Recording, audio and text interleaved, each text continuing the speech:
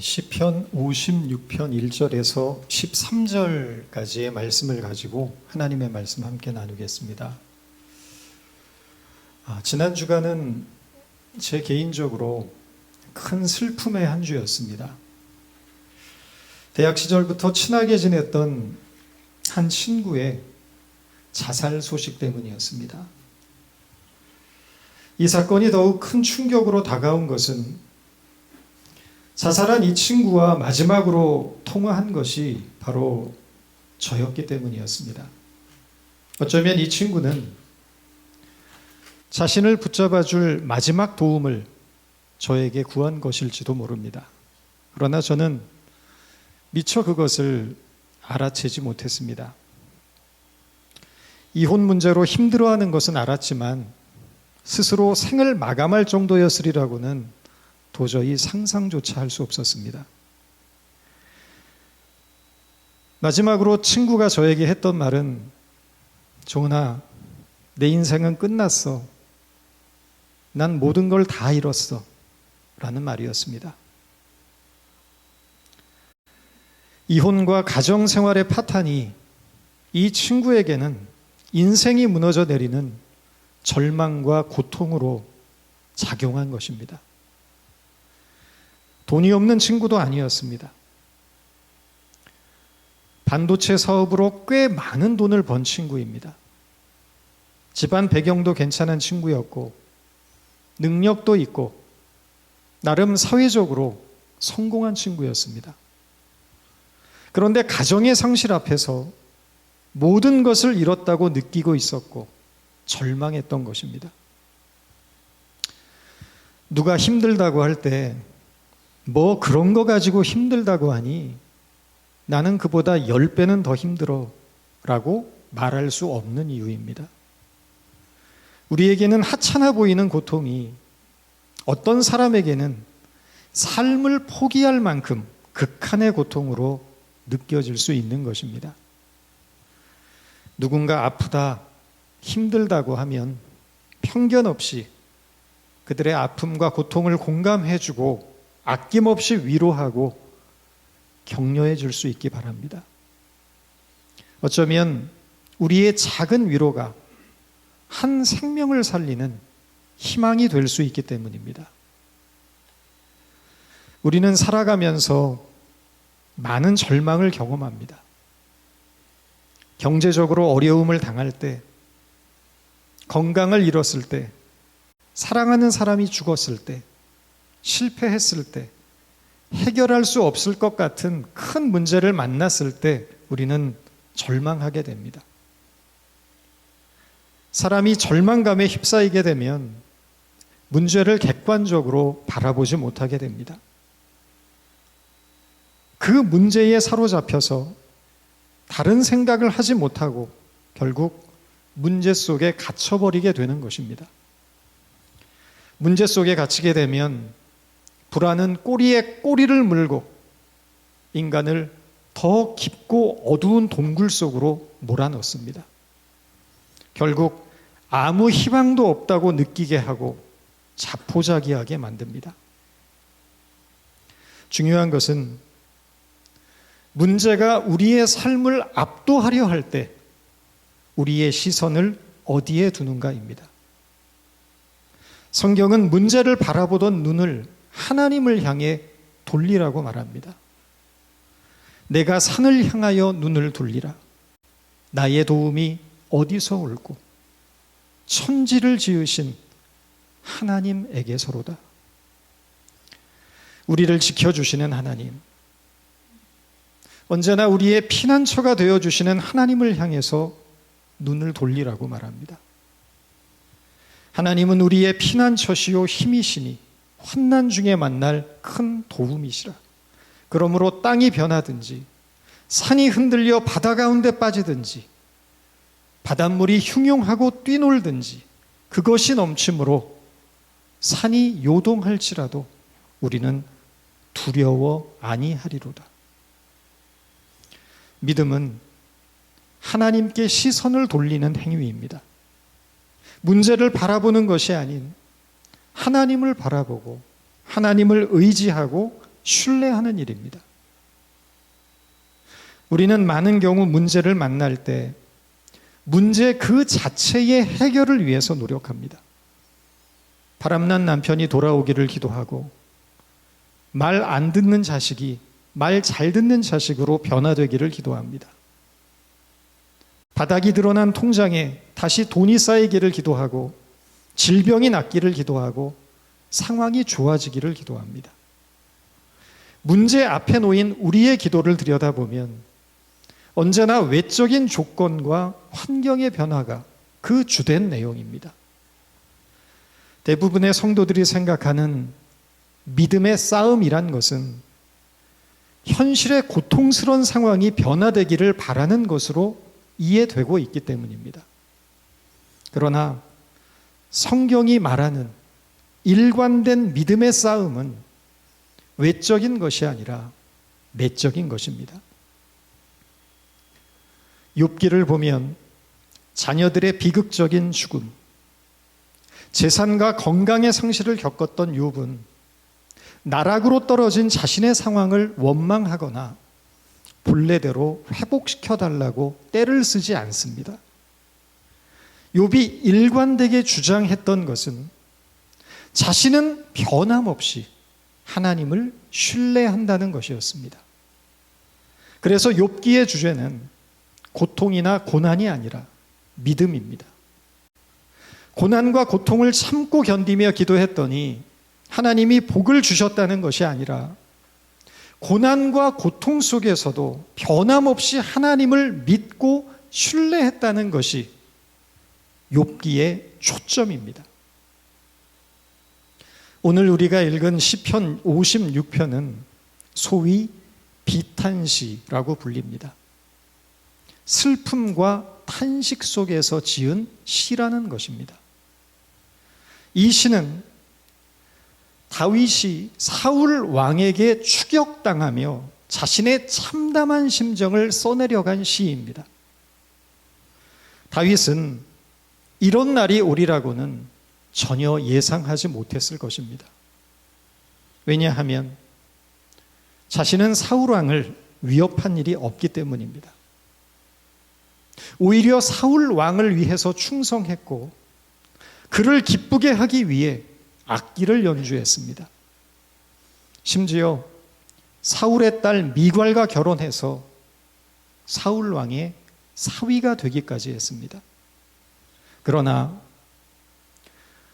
골리앗을 물리친 이후 이스라엘의 영웅이 되어 백성들의 인기를 독차지한 다윗에 대해 사울은 불같은 증오와 질투에 사로잡히게 되고 다윗을 죽이기 위해 암살단을 조직합니다.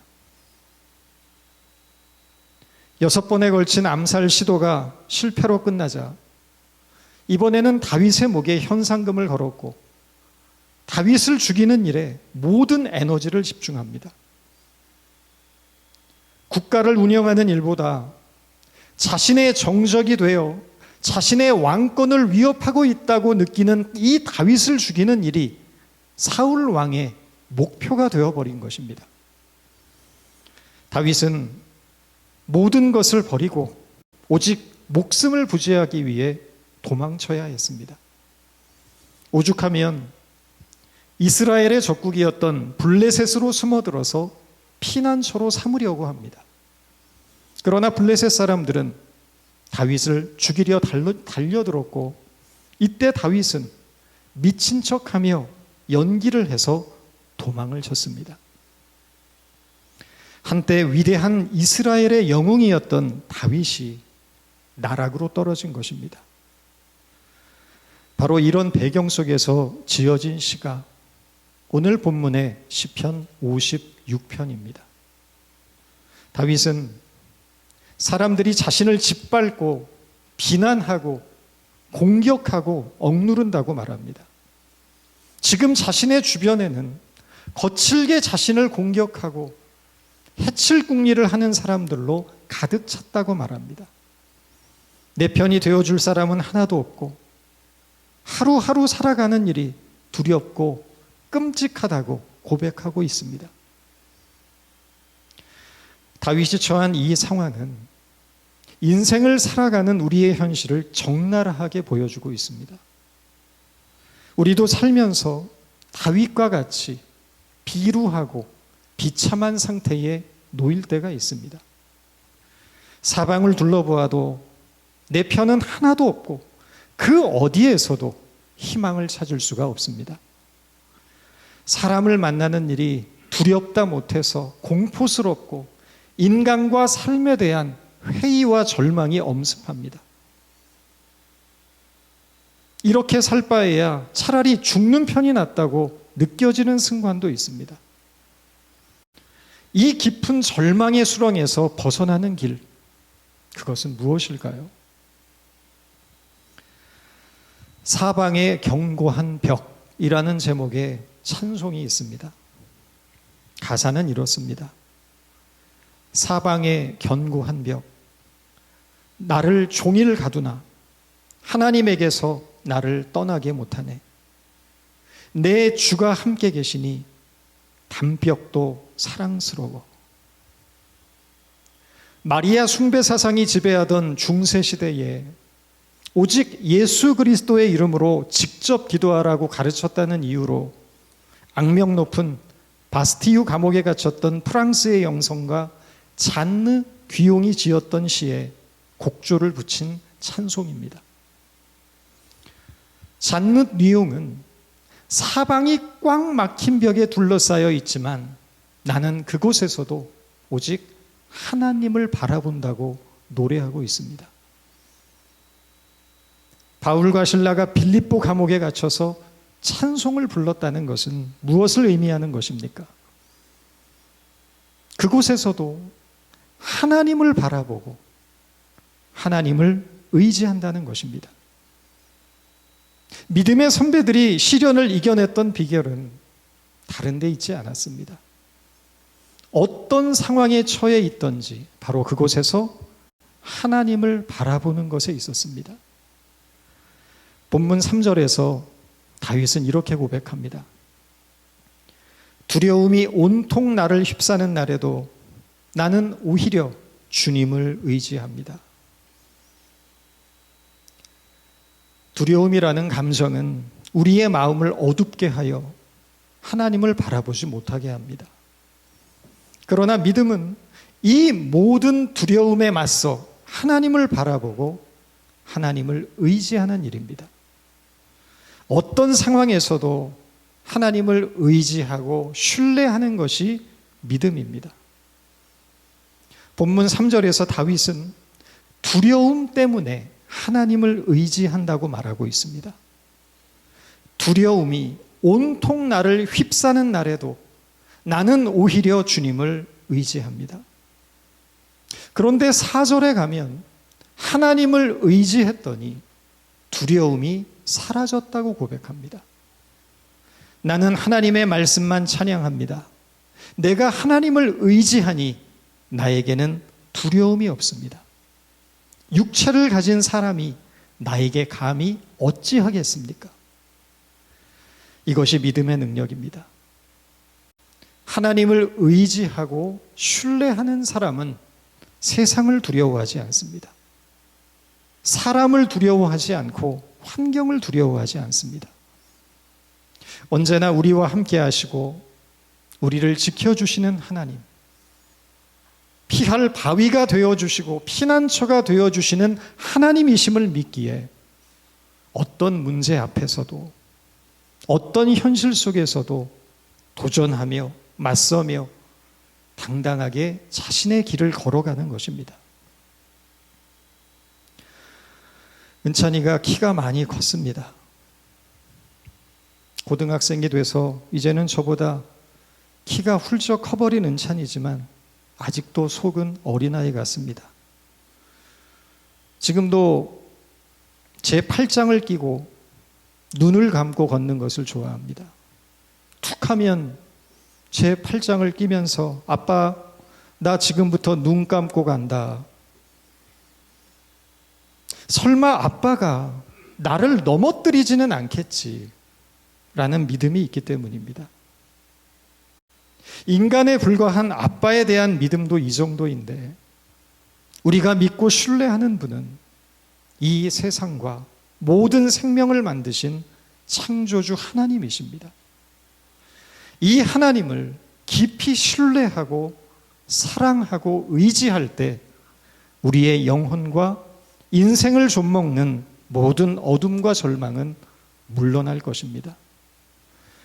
다윗은 이제 하나님께 감사의 제사를 드리는 인생을 살겠다고 선언합니다. 12절입니다. 하나님, 내가 주님께 서원한 그대로 주님께 감사의 제사를 드리겠습니다. 상황이 변한 건 하나도 없습니다. 여전히 다윗은 사울에게 쫓기는 신세입니다. 언제 칼에 맞아 죽어도 이상하지 않습니다. 초라하고 비참한 상태입니다. 그런데 자신의 환경을 바라보는 다윗의 시선이 바뀐 것입니다. 막막하고 답답한 현실 속에서 가졌던 두려움은 사라져 버렸습니다. 하나님이 그가 가야 할 길을 가게 하실 것이라는 확신이 선 것입니다. 그 길이 어떤 길인지 알 수 없지만 혼자 걷는 길이 아니라 하나님이 함께 동행하는 길이라는 믿음을 갖게 된 것입니다. 우리는 늘 환경이 변화되기를 바라지만 하나님은 우리의 마음이 변화되고 내면이 새로워지는 것으로 역사하십니다.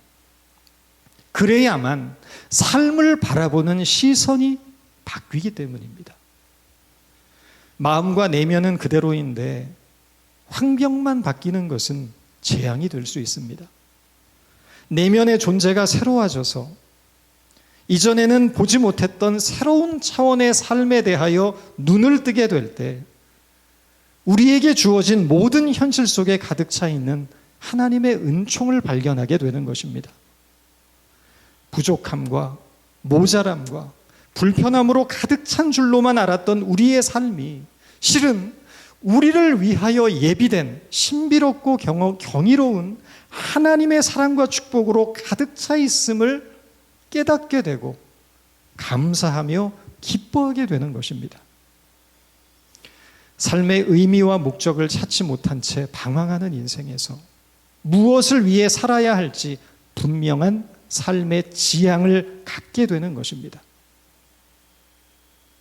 이제 다윗의 고백은 절정으로 향하고 있습니다. 13절입니다.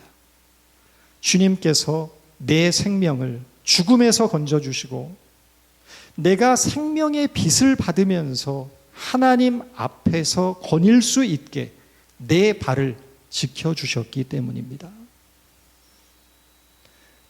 다윗은 이 짧은 한 구절 속에서 하나님의 구원이 인간의 인생에 어떻게 펼쳐지고 있는지를 네 가지의 단계로 설명을 합니다. 죽음에서 건져주심, 생명의 빛을 비추심, 하나님 앞에 서게 하심, 걷게 하심, 지켜주심이 그것입니다. 하나님은 우리를 죽음에서 건져주실 뿐 아니고 참 생명의 빛을 우리에게 비추어 주시며 하나님 앞에서 그 생명을 누리고 살아가는 존재가 되게 하여 주시고 어제도 오늘도 내일도 우리의 모든 발걸음을 지켜주시는 하나님입니다. 바로 이것이 지금 우리가 처해 있는 모든 형편과 조건이 막막하고 답답해 보일지라도 우리가 낙심하거나 실망하지 말아야 할 이유입니다. 우리의 삶의 길은 언젠가 끝이 나게 될 것입니다. 단 그 길의 끝이 언제인지 아는 사람은 아무도 없습니다. 내일이 될 수도 있고 10년 후가 될 수도 있고 먼 미래의 어느 날이 될 수 있습니다. 끝을 알 수 없기에 우리는 언제나 삶이 고단하다고 느끼게 되는 것입니다. 그러나 우리가 믿고 붙들어야 할 것은 하나님께서 지금 우리가 걷고 있는 삶의 발걸음을 가장 아름답고 영광스러운 곳으로 인도하고 계신다는 것을 믿는 믿음입니다. 이 믿음과 신뢰를 가질 때 우리는 피곤하고 고단한 하루하루를 살면서도 감사할 수 있고 소망을 노래할 수 있고 우리에게 생명과 삶이 주어졌음을 기뻐할 수 있게 되는 것입니다. 이 믿음과 신뢰를 가지고 오늘 우리에게 주어진 현실을 의미로 충만하며 행복하다 고백하며 살아나가는 저와 여러분 모두가 될 수 있기를 바랍니다. 기도하겠습니다. 하나님, 때로는 두 어깨를 짓누르는 삶의 무게가 너무 무거워서 다 포기하고 싶은 저희들입니다. 그러나 그때마다 하나님을 바라보게 하셔서 하나님께서 주시는 소망과 용기를 얻고 다시 일어나게 하심을 감사드립니다.